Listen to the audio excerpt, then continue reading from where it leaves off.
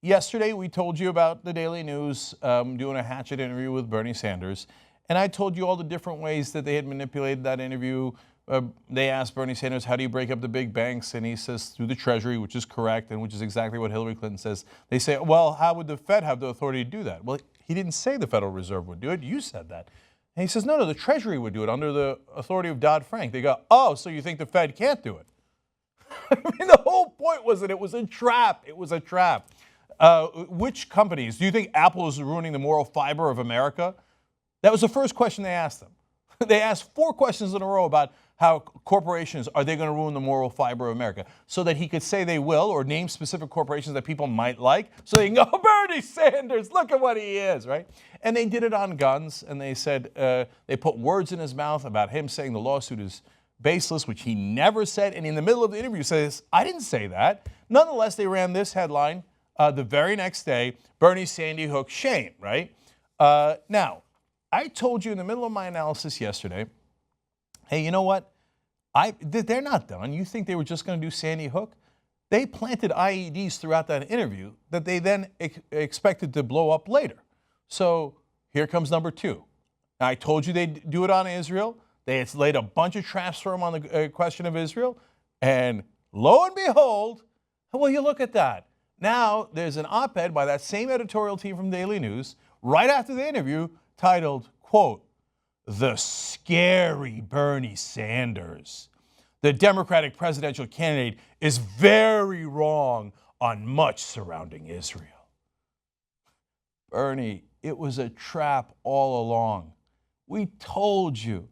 These corporate media guys and guys like Mort Zuckerman who own the Daily News and want to protect their money. And Zuckerman is an insane right-winger, as you're about to see on Israel. And you think he was going to give you a fair hearing? Now, you know why it was a trap. You can tell in the first sentence of the article. Now, it's going to get much harsher, and I'm going to explain that to you. But in the first sentence, they talk about how Bernie Sanders missed that AIPAC meeting. Here's what they say. Declining to address in person the annual meeting of an organization intensely interested in American policy towards Israel, Bernie Sanders last month said he felt pressed to instead remain on the campaign trail in Utah. And they go on to say, no. It turns out that's not why he missed the AIPAC meeting. They said even Donald Trump went to AIPAC, but Bernie didn't go. Now, they say AIPAC is intensely interested in Israel-American relations. That's true. What they don't tell you is AIPAC is a right-wing organization interested in. Now, there's left-wing organizations like J Street, right? We totally agree with J Street. We want peace. We want security. Bernie Sanders wants peace, security. Bernie Sanders lived in Israel. Not only is he Jewish, he lived in Israel. His family still lives in Israel. Not good enough. You have to be a right-wing maniac in order to, quote-unquote, be interested and supportive of Israel. So let's go to the heart of the interview now, and let me show you exactly what they said about him. They say President Sanders would fundamentally reset the relationship among the United States, Israel, and the Palestinians to the severe disadvantage both of Israel and of hopes for negotiating a peace agreement. See, if you don't agree with the right-wingers, it is to the severe disadvantage of Israel. But Bernie Sanders says, I love Israel. I lived in Israel. I want to help Israel get to peace and security. No. If you're not a right-winger, it doesn't count, right? We told you it was a trap. Okay, more from this op-ed. Sanders would also bring to the White House a destructive conviction that Israel is deeply guilty of oppressing the Palestinians, including through excessive, unjustified violence. In the last Gaza incursion, thousands of Palestinian civilians died. Is that justified violence? But of course the right-wingers would say, yes, we killed our civilians because they mercilessly hide behind them. But Gaza Strip is an open-air prison. They can't go anywhere. They can't run. And if they go from one neighbor to another, then you say, I'm going to bomb that neighborhood. And oops, I just killed thousands of civilians, collateral damage. But they had it coming, right? You're destructive.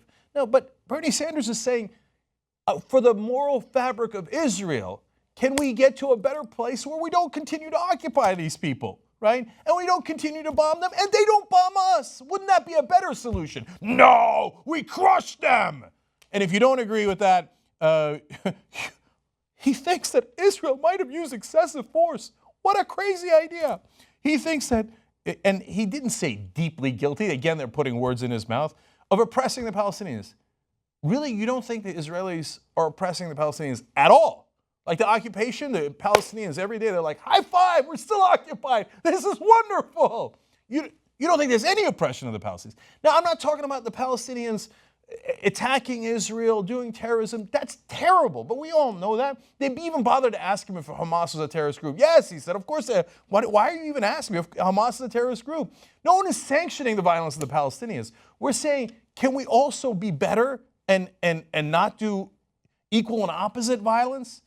Or sometimes even unequal violence? No, how dare you, you hate Israel. Okay, I told you it was a trap. Okay, a couple more here.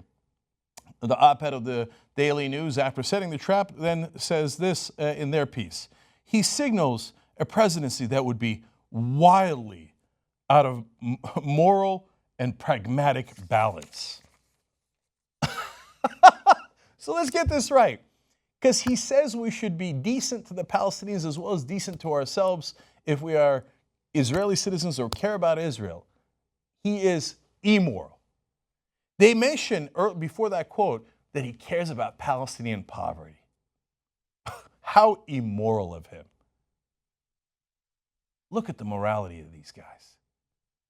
So here is a Jewish candidate running for office, but since he's not a right-winger who believes in the neocon philosophy here in America or over in Israel, can't have it. We're going to smear him.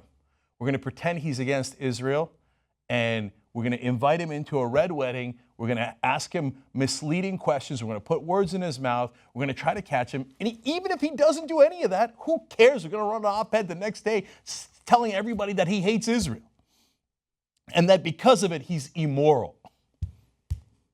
All right, one last quote from the op-ed. He has gotten even less scrutiny on foreign policy, as proven by how ideologically blind and dangerous his approach to the Middle East would be.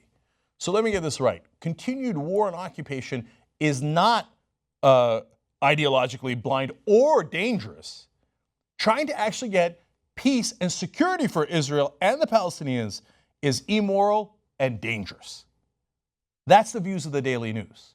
So anyone who tells you that, oh, wow, did you see that Daily News interview of Bernie Sanders? Boy, they got him. Well, in their own mind, they did. They're like, yes, we tricked them into actually trusting us enough to do an interview, and then we unleashed our plans against them. I told you ahead of time they would do it, and here they are doing it right afterwards. They are not honest actors, and they don't care at all about who should be the right president of the United States of America, what the right thing to do is. They just care about, no. We are going to make sure that the neocons win no matter what. And look at that. It turns out the neocons support Hillary Clinton over Bernie Sanders. Who could have seen that coming?